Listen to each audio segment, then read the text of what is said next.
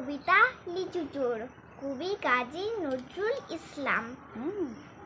বাবুদের তাল পুকুরে, হাবুদের ডাল কুকুরে, সে কি বাস করলে তারা, বলি থাপ একটু দাঁড়া।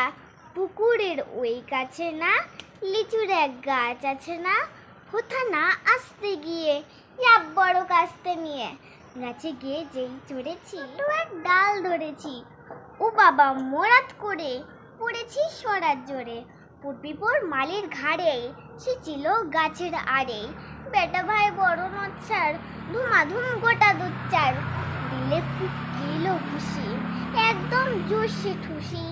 আমিও বাগিয়ে থাপড়, দে হাওয়া চাগিয়ে কাপড়, লাফিয়ে দিন্ন দেয়াল, দেখিয়ে ভিতরে শেয়াল। আরে ধ্যাত শিয়াল কোথা, ভেলোটা দাঁড়িয়ে হোথা, লিখে যেই আটকে ওঠা জুড়লো ছোটা।